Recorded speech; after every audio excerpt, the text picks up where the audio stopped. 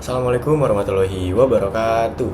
Halo teman-teman semua, perkenalkan nama saya Abidi Jani Sidki dengan nomor induk mahasiswa J0401251069. Nah, di kesempatan kali ini saya akan mengerjakan tugas praktikum psikologi komunikasi, yaitu hubungan komunikasi antar persona. Nah, di sini sebelumnya saya ingin memperkenalkan lawan bicara saya, yaitu Saya Arvina Sidki sebagai kakak dari Abi. Oke, jadi di kesempatan kali ini kita akan membicarakan hubungan komunikasi antar persona seperti apa yang kami miliki. Nah, seperti yang sudah dijelaskan tadi, sudah disebutkan juga bahwasanya kita berdua ini merupakan kakak adik, yang mana saya merupakan adik dari kakak saya sendiri. Nah, jadi untuk hubungan komunikasi antar personanya ya kakak adik seperti biasanya, itu saya sebagai adiknya, dia sebagai kakak saya. Terus kalau gimana caranya kita bisa jadi kakak adik ya, karena dia lahir duluan daripada saya, terus baru ada saya.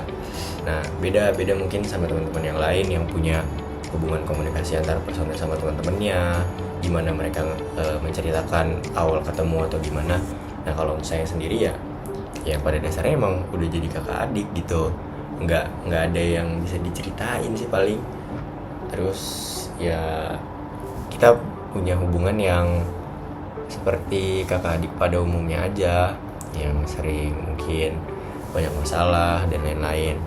Nah, buat poin kedua itu situasi atau iklim positif apa yang kami bangun biar hubungan kakak adik atau ya komunikasi antar personal tetap jalan, tetap baik tuh ya paling. Ya kalau saya sih sebagai kakak pasti yang pertama selalu support. Kalau misalnya dia punya pencapaian apa pasti saya ikut senang, bangga. Terus kalau yang kedua kalau ada masalah gitu kayak dia pasti selalu bilang apa masalahnya dan saya selalu bantu buat nyelesain masalah itu. Terus ya yang ketiga ya saling sama-sama support aja, meskipun kadang ya namanya kakak adik pasti ribut-ribut ada gitulah, kayak saling egois dan lain-lain kayak gitu. Ya kalau dari sudut pandang saya sebagai adik juga ya sama aja, karena pasti saling support. Terus kalau misalnya mungkin ada hal-hal yang saya belum ngertiin gitu, pasti saya bakal nanya. Terus juga ya banyak lah tentang kehidupan, mungkin ya karena dia lahir duluan daripada saya, pasti punya pengalaman yang lebih banyak. Terus saya juga mungkin banyak belajar dari dia sebagai kakak saya. Pokoknya kalau misalnya ada hal-hal yang nggak saya ngertiin, pasti saya coba nanya selain ke orang tua saya, karena ya dirasa lebih dekat aja, karena gap umur kita juga nggak yang terlalu jauh. Dia beda 3 tahun dari saya, dia kuliah lebih dulu dari saya. Apalagi pas masih saya SMA, saya nanya-nanya kalau nanti di kuliahan kayak gimana, terus bakal kayak apa aja gitu di dunia perkuliahan. Jadi pas saya ngejalanin dunia perkuliahan tuh ya nggak terlalu kaget, karena udah banyak insight juga. Iya, udah banyak tahu gimana nanti di perkuliahan. Jadi ya ngejalanin dunia perkuliahan menurut saya sejauh ini biasa-biasa aja gitu. Terus ada tambahan lagi ya? Udah sih, kalau untuk saling support dan lain-lain kayak ngebangun ya chemistry kakak adik ya kurang lebih kayak gitu. Terus ya paling yang ya kita sadarin kalau misalnya makin bertambah umur tuh ya udah makin berkurang kalau misalnya masalah kayak sering berantem, karena yang ngerasa udah saling dewasa aja nggak sih ya, udah nggak kayak pas kita mungkin masih kecil kayak gitu sering berantem. Sekarang kan kalau misalnya butuh sesuatu pasti bakal Ya, minta saling tolong juga. tolong menolong sih, bukan berantem. Terus lanjut poin nomor 3 itu daya tarik atau sifat masing-masing yang disukain biar mendukung komunikasi antar persona. Kalau dari saya pribadi sih paling ya kakak saya baik. Kalau misalnya tadi saya ada kesulitan, saya nanya-nanya ke dia bantu jawab.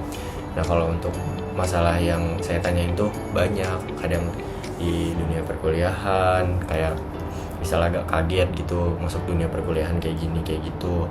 Terus juga Bahkan masalah percintaan juga saya sering nanya-nanya ke dia, minta solusinya kayak gimana. Karena fun fact, saya tuh kalau dalam urusan percintaan agak ya Kurang lah, agak kurang baik. paham. Makanya saya sering nanya-nanya ke kakak saya, karena kebetulan kan kakak saya juga cewek, mungkin lebih ngerti tuh sifat-sifat ya cewek kayak gimana. Makanya saya sering nanya-nanya ke dia. Terus juga ya dia baik. Kadang kalau misalnya saya nggak ada duit, saya suka minta transfer ke dia, terus dia suka ngasih ya buat jajan aja, buat ngopi gitu. Ya intinya baiklah, meskipun ya mungkin kadang masih ada sifat egois, cuman ya udah masih diwajarkan karena ya selayaknya manusia aja punya rasa egois. Kadang saya juga kayak gitu minusnya. Nah kalau dari gimana? Kakak, Iya. ya kalau misalnya dari saya sih dia baik, cuma ya kalau ada maunya, terus kayak kalau misalnya minta saran atau apa ya selalu saya kasih, cuma ujung-ujungnya pasti gak didengar atau dia kehendak sendiri ya gitu. Tapi ya udah, yang penting kan udah ngasih tahu mana yang benar, mana yang salah gitu. Udah sih paling itu aja. Kalau masalah itu mah menurut saya emang kita butuh nih saran dari orang lain buat membuka pandangan. Kalau misalnya ya udah, pandangan tuh nggak cuman butuh satu, butuh juga pandangan yang lain. Karena emang pada dasarnya pandangan manusia tuh nggak pernah cukup, paradigma manusia tuh nggak pernah cukup, makanya butuh pandangan dari orang lain. Nah fungsinya punya saran dari orang lain itu ya biar tahu dua sudut pandang. Cuman kalau misalnya buat keputusan akhir menurut saya ya nggak Balik harus lagi ke diri masing-masing. nggak harus kita nggak harus melulu ngelakuin saran dari orang lain gitu.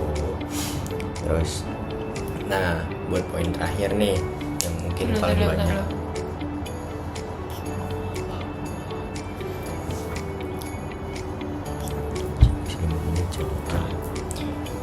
Ya. Nah buat poin terakhir nih yang mungkin paling banyak nih yang bakal kita obrolin, soal konflik atau masalah apa yang ada di komunikasi antar persona kita. Ya menurut saya kalau misalnya itu ini yang paling banyak, karena dalam sebuah hubungan komunikasi antar persona yang namanya konflik atau masalah itu pasti banyak terjadi, dan itu emang wajar terjadi gitu loh. Karena di dalam sebuah hubungan yang namanya konflik atau masalah nggak bisa terhindarkan. Paling gimana? Contohnya apa contohnya? Contoh konflik paling sering miskomunikasi aja. Misal apa ya? Ya misal kayak dia udah dikasih tahu nih jangan kayak gini, jangan apa ya, kayak jangan ngelawan orang tua misalnya, tapi dia masih kayak kadang kalau disuruh marah-marah gitu. Kayak maksudnya kan sebagai kakak ngasih tahu kan kayak jangan gitulah gini. Paling masalahnya ya itu aja kalau dalam rumah.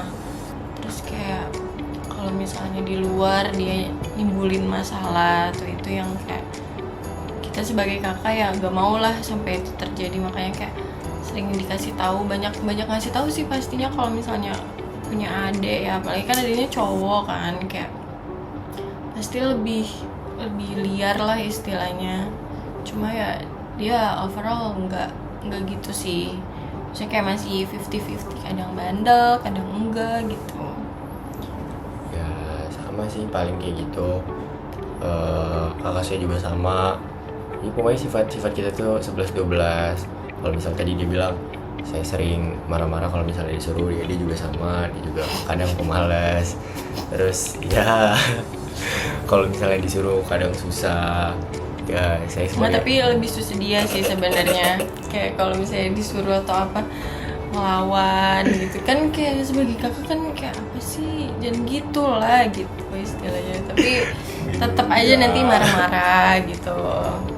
dia juga kadang dia juga gitu, cuman ya udah Nah ini nih contoh konfliknya ya gitu, pas salah gitu. Ya udah, ya terima aja, emang kita 11-12 mirip kayak gitu, cuman yaudah lah wajarin aja. Mungkin ya masih ada rasa egois. Mungkin nanti kita bertambah umur udah enggak lah, udah sadar kalau misalnya itu tuh hal yang gak baik, kadang disuruh susah, cuman ya udah aja kayak gitu. Terus